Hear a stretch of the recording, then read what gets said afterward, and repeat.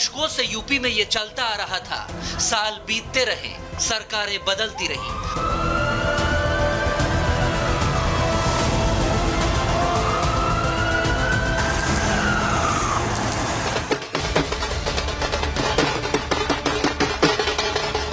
और फिर एक दिन यूपी के भाग्य का सूरज उगा, कमल खिला और सीएम की रेस में बड़े बड़े दिग्गजों को पछाड़कर एक भगवाधारी के हाथ में उत्तर प्रदेश की कमान आई। जय श्री राम, जय श्री राम, राज तिलक की करो तैयारी, सारे हैं भगवाधारी। हिंदुत्व का ब्रांड एम्बेसडर माने जाने वाला एक सन्यासी सत्ता की कुर्सी पर काबिज हुआ। उन दिनों लखनऊ में गूंजा, मैं योगी आदित्यनाथ।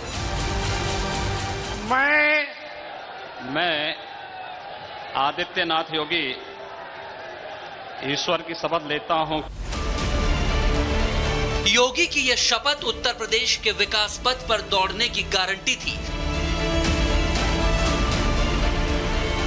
क्योंकि लगातार 5 बार गोरखपुर से सांसद रहे योगी अब दिल्ली नहीं बल्कि लखनऊ से सूबे की कमान संभाल चुके थे।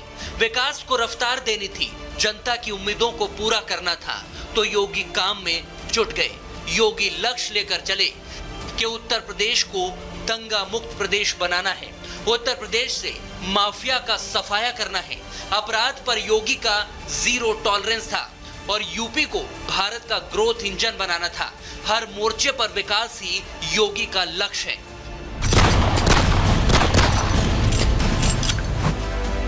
विकास की रफ्तार बढ़ानी है तो यूपी को अपराधियों और माफिया के चंगुल से निकालना होगा। योगी ये बात बखूबी जानते थे, तभी तो उन्होंने अपना पहला ही लक्ष्य क्राइम फ्री यूपी को बनाया। इसके लिए माफिया और अपराधियों को सीधी चेतावनी दे दी कि गुंडे माफिया अब यूपी छोड़ दो। अपराध और अपराधियों के प्रति जीरो टॉलरेंस की नीति के तहत जो कार्य प्रारंभ हुआ, आज उसका परिणाम है। अपराधी आज या तो जेल के अंदर है या प्रदेश छोड़ करके कहीं मुंह छुपा करके बैठा हुआ है। उसको प्रदेश के अंदर आने का वो दुस्साहस नहीं कर सकता है। उसे मालूम है कि उत्तर प्रदेश के अंदर रूल ऑफ लॉ को हम पूरी मुस्तैदी के साथ लागू करेंगे और प्रदेश के अंदर कानून के साथ खिलवाड़ करने की छूट किसी को नहीं देंगे। योगी का अल्टीमेटम यानी माफिया और अपराधियों की छुट्टी। अपराधियों पर लगाम लगाने का योगी स्टाइल अलग ही था। उन्होंने पुलिस को निर्देश दिए, माफिया की लिस्ट बनी और फिर शुरू हुआ ऑपरेशन बुलडोजर।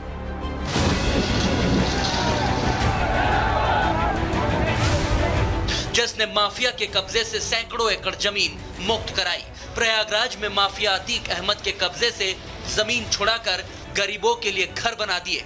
ऐसे योगी ने कई काम किए जिसने योगी की उत्तर प्रदेश में इमेज एक रॉबिनहुड की बना दी।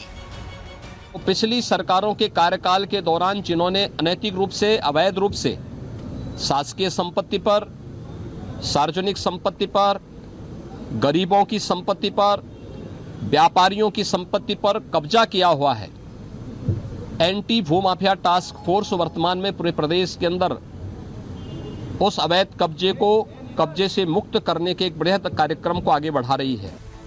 योगी के काम करने का ये अंदाज जनता को खूब भाया।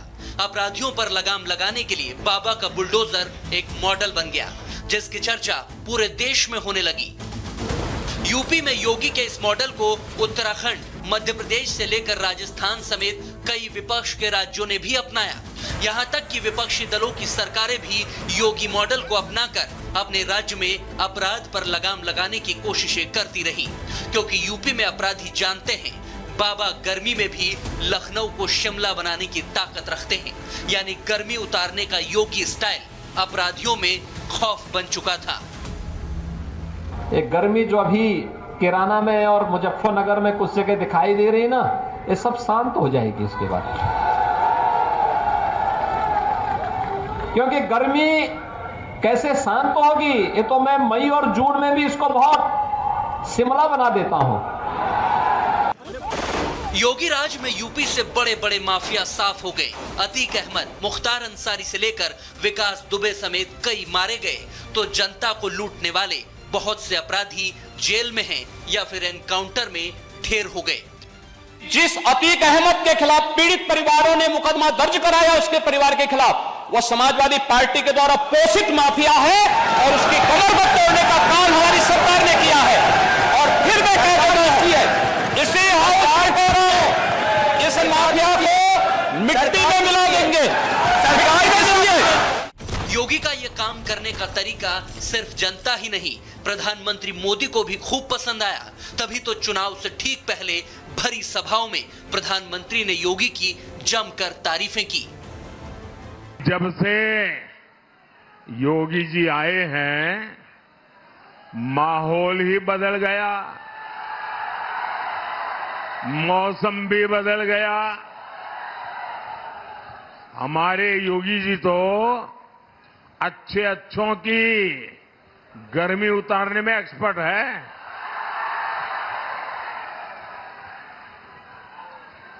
अब माफियाओं की मौज खत्म हुई है। उत्तर प्रदेश के मुख्यमंत्री योगी आदित्यनाथ की समर्थकों और विरोधियों के बीच अलग अलग छवि है। समर्थक कहते हैं कि उनकी सख्त नीतियों से राज्य में अपराध पर लगाम लगी है और कानून व्यवस्था बेहतर हुई है, लेकिन विरोधियों का दावा है कि ऐसे मामलों में इंसाफ अदालतों को ही करना चाहिए। इसीलिए योगी विरोधी यूपी में एनकाउंटर और बुलडोजर एक्शन पर लगातार सवाल उठाते हैं, मगर योगी अपनी स्टाइल में ही काम करना पसंद करते हैं। क्योंकि नोटिफिकेशन के बाद एक प्रकार से सरकार सामान्य कामकाज ही कर सकती है, बाकी कार्य तो चुनाव आयोग देखता है। तो हम लोगों ने कहा भी तब तक बुलडोजर को थोड़ा रेस्ट दो, वर्कशॉप में भेजो, इसकी मरम्मत का काम करा लो, और 10 मार्च के बाद फिर विकास लोक कल्याण का एक कार्य चलेगा और पेशेवर माफिया और अपराधियों के ऊपर फिर से बुलडोजर अपना काम भी करना प्रारंभ कर देगा। योगी का स्टाइल यूपी ने पसंद किया और 2017 के बाद वो 2022 में फिर बम्पर बहुमत से मुख्यमंत्री चुने गए। अब तक तो योगी ने यूपी की सियासत में अपना पैर ऐसे जमा लिया जिसके सामने विपक्षी भी टिक नहीं पाए। घुस जाला बिलिया मेरा पितावा, घुस जाला बिलिया में सांप बिच्छू गोजर चलेला जब चाँप के, चलेला जब चाँप के, बाबा का बुलडोजर चलेला जब, बाबा का बुलडोजर चलेला जब चाँप के।